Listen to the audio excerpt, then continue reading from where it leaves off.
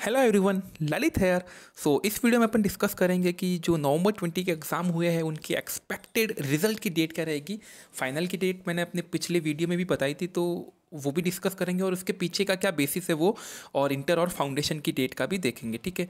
अब मैंने अपने पिछले वीडियो में कहा था कि जो फाइनल की डेट है वो जनवरी लास्ट वीक मतलब उसमें रिज़ल्ट आ सकता है। अब मार्केट में काफ़ी बातें चलती है कि नहीं उससे पहले भी हो सकता है, कई कई लोग बोलते हैं कि फेब के बाद भी हो सकता है। तो मतलब काफ़ी डेट्स आ सकती है, तो सबके अपने अपने पर्सनल ओपिनियन हो सकते हैं।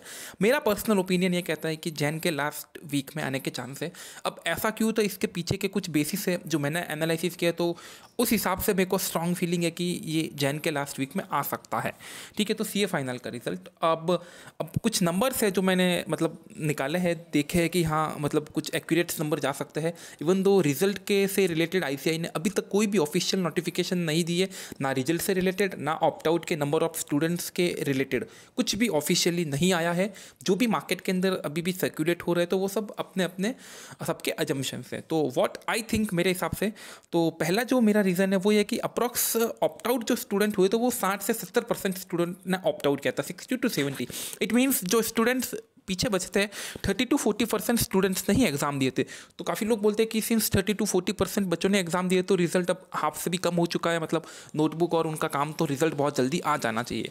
तो फर्स्ट ऑफ ऑल गाइस, जो ये अटेम्प्ट था इसके अंदर जो टोटल नंबर ऑफ स्टूडेंट थे वो नॉर्मल स्टूडेंट से नॉर्मल अटेम्प्ट में जितने होते उसके अप्रॉक्स डबल थे, बिकॉज दो अटेम्प्ट यहाँ ऑलरेडी मर्ज हो चुके थे, मई अटेम्प्ट और नवंबर अटेम्प्ट। तो ये अटेम्प्ट एक नॉर्मल अटेम्प्ट नहीं था।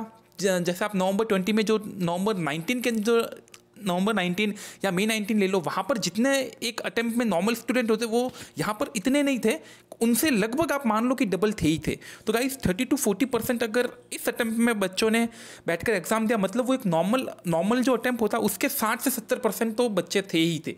तो आपको टोटल नंबर ऑफ जो स्टूडेंट्स थे आपको उनको भी सिंगल कंसीडर नहीं करना, उनको भी आपको समवेयर डबल मानना ही होगा। ठीक है। तो मतलब अगर मैं उनको टोटल नंबर ऑफ कंसीडर करूँ तो जो नंबर्स आते हैं वो 60 से 70% स्टूडेंट रहते हैं।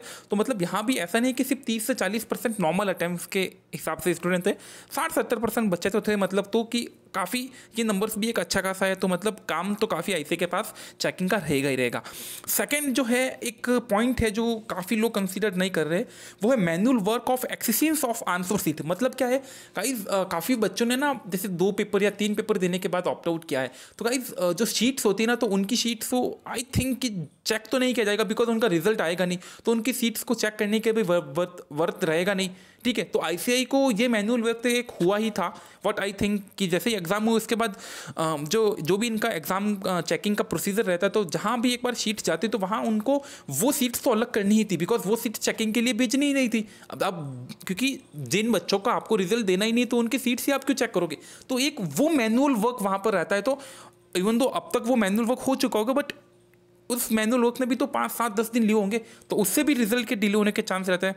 थर्ड एक पॉइंट व्हाट आई थिंक कि टैक्स और आईटी रिटर्न्स की ड्यू डेट जो 31 दिसंबर है, एज ऑफ नाउ अभी भी 31 दिसंबर ही है। तो काफ़ी वर्किंग प्रोफेशनल है, वो भी इवेल्यूएटर होते हैं। ठीक है। व्हाट आई थिंक कि वो भी इवेल्यूएटर्स होते हैं, तो उनके हिसाब से फिर अब वो पहले अपना उस काम को ख़त्म करेंगे, उसके बाद दिल ट्राई कि वो कॉपीज़ और इनका काम करें, बिकॉज ये समवेयर इम्पैक्ट कर सकता है। नॉट कि होली कि वो पूरा के पूरा ये इवेल्यूएटर का काम छोड़कर वही काम करेंगे। इवन दो टैक्स की और इनकी डेट्स बढ़ जाएगी, but still what I think कि वो भी थोड़ा सा डिले किया, मतलब इवेल्यूशन प्रोसेस में माइट भी चांस की डिले हो सकता है। नेक्स्ट पॉइंट है कि कोविड पेंडेमिक एवरीवन नोस, तो जो सेंट्रलाइज चेकिंग है वो एक समवेयर तक रोकी जा चुकी है, या फिर मतलब मेरे हिसाब से जैसे आईसीआई ने पहले भी कहा कि हम एचओ में बुलाकर सेंट्रलाइज चेकिंग करवाते, तो आई डोंट थिंक कि अब जैसे सेंट्रलाइज चेकिंग को ज़्यादा वैल्यू दी गई होगी, बिकॉज कोविड पेंडेमिक है तो ज़्यादातर वर्क फ्रॉम होम ही है, तो शायद सीट्स को वहाँ ट्रांसपोर्ट करना, वापस रिसीव करना, तो यहाँ पर एक थोड़ा सा टाइम जा सकता है। और एक और पॉइंट है कि कोई डिजिटल चेकिंग शायद इस बार नहीं होगी, बिकॉज इवन दो ये न्यूज पहले भी थी कि हाँ आईसीआई ने काफ़ी अमाउंट है जो डिजिटल चेकिंग वाले के उस प्रोसेस के ऊपर खर्च किया था, बट कुछ वो सिस्टम शायद इम्प्लीमेंट नहीं हो पाएगा, तो उस हिसाब से मैनुअल सीट चेकिंग है तो वहाँ टाइम जाएगा ही जाएगा। फिर आती है कि कोई, हाँ अब एक बात आती है कि अगर जैन के लास्ट वीक में आता है तो उस टाइम तो जैन 21 वाले एग्ज़ाम चलेंगे, तो गाइस रिजल्ट का और उस एग्ज़ाम से कोई डायरेक्ट कनेक्शन कुछ होना नहीं है तो आईसीआई को इतनी कुछ प्रॉब्लम नहीं आएगी कि वो एग्ज़ाम के बीच में रिजल्ट दे देंगे, बिकॉज काफ़ी लोग बोलते हैं कि एग्ज़ाम के बीच में रिजल्ट पॉसिबल नहीं है। आई थिंक पॉसिबल है, कोई डायरेक्ट कनेक्शन उसका रहेगा नहीं, ठीक है। और तो ये पॉइंट्स है, इस हिसाब से मेरे को लगता है कि जो रिज़ल्ट है वो एज नॉर्मल जो साइकिल में रहता है, जो नॉर्मल साइकिल जैसे आईसीआई इससे पहले 2 महीना अराउंड फाइनल के लिए लेता था, ठीक है। तो 2 महीने तो आई थिंक मतलब 2 महीने बनते भी है वापस इस बार से, और सिचुएशन को देखकर। बट आई थिंक कि थोड़ा भी अगर उनको जल्दी मान लो, क्योंकि नंबर ऑफ स्टूडेंट वैसे कम हुए, 60-70% हुए टोटल से, तो 10 दिन का भी अगर गैप लेके मानो तो 50 डेज़ का रिजल्ट का ट्रंच रहता ही है।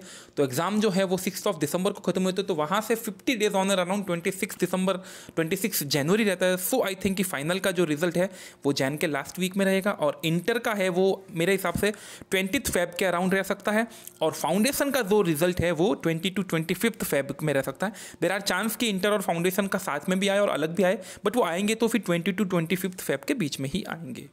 Okay, so thank you so much.